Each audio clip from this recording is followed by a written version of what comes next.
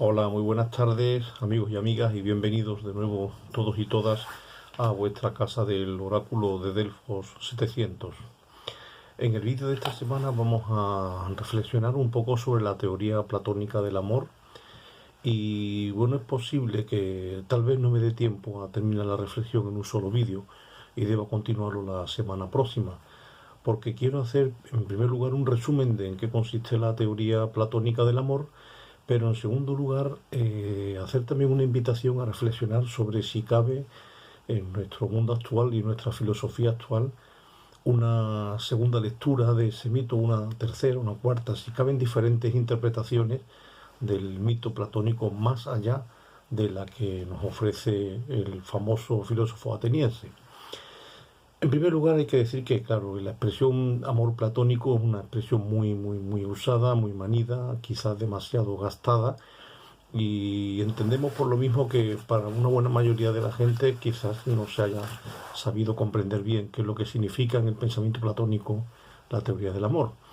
Lo primero que hay que decir es que esta teoría es expuesta fundamentalmente en el diálogo platónico llamado el banquete.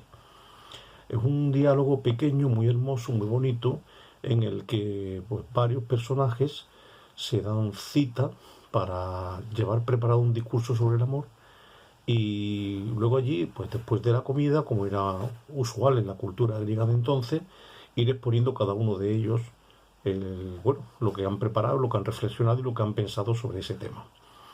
Hay varios personajes en ese diálogo: está Pausanias, está Fedro, está, si no recuerdo mal, está, creo que Ágaton, hace mucho tiempo que lo leí, pero sí me quedé con la cosa en la cabeza muy marcado, el hecho de que justamente antes de Sócrates, que como todos sabéis es el que le da voz al pensamiento de Platón, antes de Sócrates hablaba Aristófanes, que era un comediógrafo de la época. Y Aristófanes propone el mito del andrógino, que dice que se basa desde luego en la tradición griega mitológica, que al principio los dioses crearon a los seres humanos dobles y pegados por la espalda. Los había hombre-hombre, mujer-mujer y hombre-mujer, en griego andrógino. Lo de hombre-hombre y mujer-mujer pues estaría explicando lógicamente el viejo como el ser humano fenómeno de la homosexualidad masculina o femenina, y luego el andrógino, andro es hombre en griego, gino mujer, pues la pareja heterosexual. Por un mal comportamiento de los humanos, los dioses los dividieron por la mitad, los separaron y desperdigaron sus partes por todo el planeta, por todo el mundo. Desde entonces cada una de las partes va deambulando en busca de su otra mitad. Y así Aristófanes nos narra o nos recuerda o nos refresca que el mito del andrógino define el amor como la búsqueda de mi otra mitad, la búsqueda de lo que me falta para estar completo, de lo que necesito para estar pleno, para estar lleno. En un lenguaje coloquial, lo que solemos decir de mi media naranja, ¿no? Y es curioso porque Platón tiene siempre la estrategia literaria de ir, cuando se trata de exponer un tema encadenadamente, un personaje tras de otro, los va proponiendo de manera que cada uno de los discursos es superior a los anteriores, de tal modo que el de Aristófanes sería el más elevado de todos, a excepción del de Sócrates, que lógicamente será el último. Y en ese sentido, pues lo ha puesto justo antes de Sócrates, porque la teoría que nos va a proponer Platón del amor va a arrancar de la idea esencial del mito del andrógino, a saber, el amor como aquello que nos hace buscar lo que nos falta, lo que nos completa, lo que nos lleva a la plenitud. Solo que Sócrates, guión Platón, porque como ya he dicho antes, Platón nunca aparece en sus propios diálogos, sino que utiliza la figura de Sócrates para exponernos su punto de vista, su filosofía.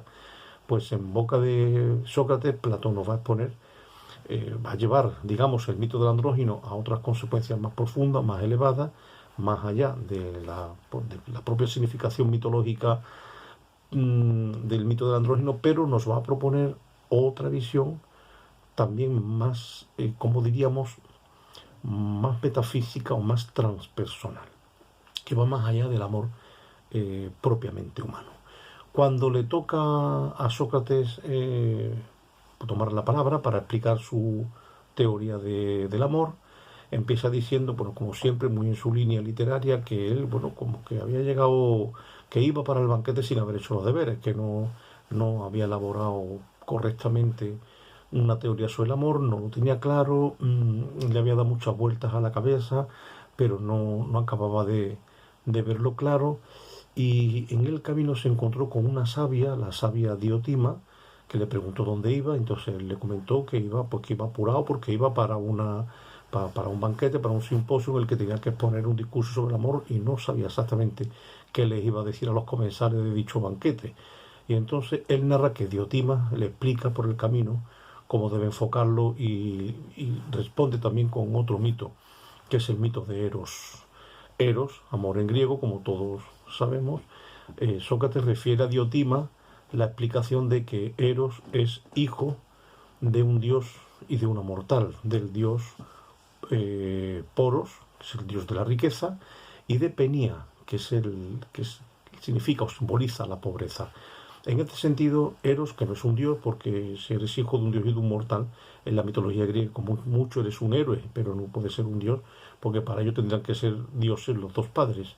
Como Penía, que simboliza la pobreza, no es una diosa, Eros se queda camino, ¿no?, entre lo humano y lo divino, es un héroe, pero tiene algo de divino, tiene algo de su padre, de Poros, es decir, tiene algo de riqueza, pero también tiene algo de su madre, de Penía, entonces tiene algo de pobreza.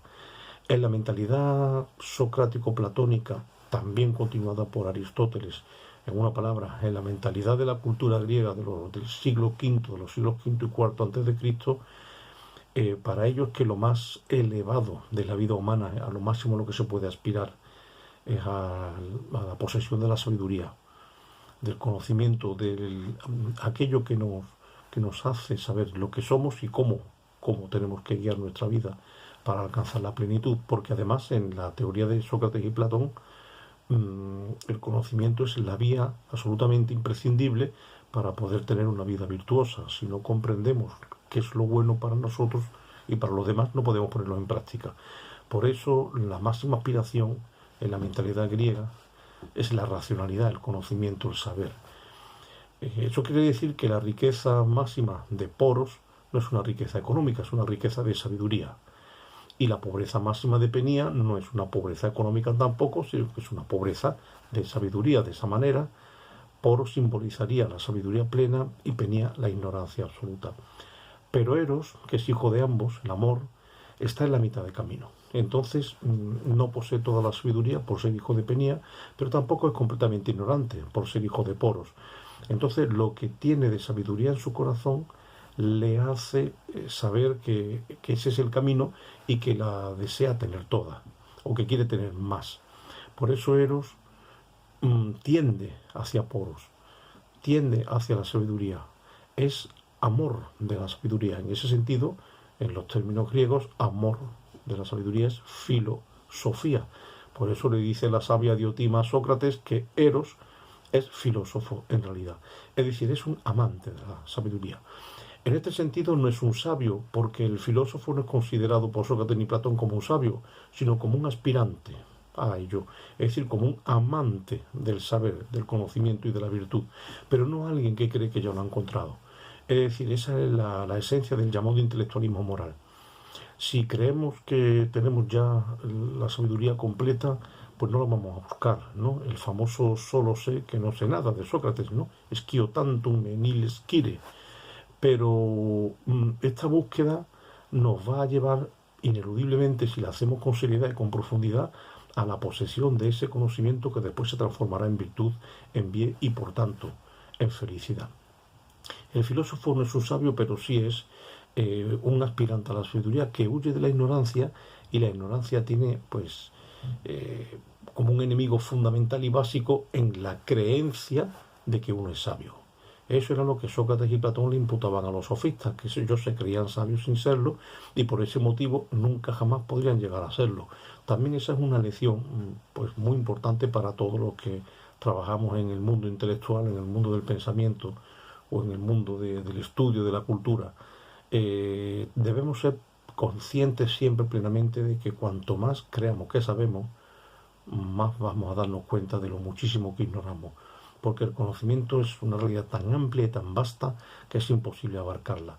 Pero si alguien se cree que ya sabe lo que hay que saber de cualquier cosa, empezando por uno mismo, ya sabe que se conoce a sí mismo lo suficiente, lo más probable es que se plantee que si ya sabe, ¿para qué va a seguir buscando? O que si ya sabe, pues que no le queda nada por aprender. Y ahí es donde está el enemigo mortal de la filosofía, en el creerse sabio. Por eso Eros no se lo cree. Eros es consciente de que le queda mucho y Eros es consciente de que es incompleto. Y ahí tenemos la esencia también de la teoría del amor platónico. El amor es la búsqueda de lo que no tengo. Siempre es deseo, pero Platón dice que deseamos lo que no tenemos. No queremos o no amamos o no deseamos lo que ya tenemos, sino lo que no tenemos.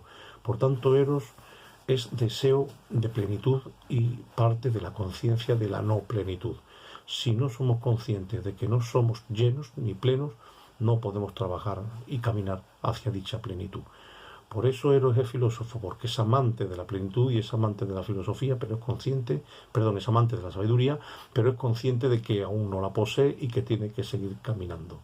A partir de ahí, bueno, pues arrancamos, por tanto, del mito del andrógino de Aristófanes, donde se nos decía que el amor era la búsqueda de la otra mitad, y Platón nos plantea que Eros tiene en común con el mito del andrógino que sigue siendo una búsqueda de algo. ¿De qué? ¿De qué es lo que busca el alma humana para sentirse completamente plena y completamente realizada, completamente llena? Para ya poder decir, ya he llegado, ya estoy en casa, ya no tengo que seguir buscando. Eso lo vamos a dejar para el siguiente vídeo porque ya hemos agotado el tiempo, como intuíamos al principio de este. Y bueno, creo que es una reflexión interesante la que nos propone el sabio ateniense Platón sobre esta cuestión. En el próximo vídeo terminaremos este relato y abriremos la invitación a esa reflexión personal que decíamos al comienzo de este. Como siempre, muchísimas gracias por acompañarnos, por estar aquí en tu casa del oráculo de Delfos. Si te ha gustado, como siempre, pues dale a me gusta o participa si quieres comentar algo o compártelo si te parece oportuno con tus amigos o con la gente que tú lo consideres. Muchísimas gracias, como siempre, y hasta el próximo vídeo.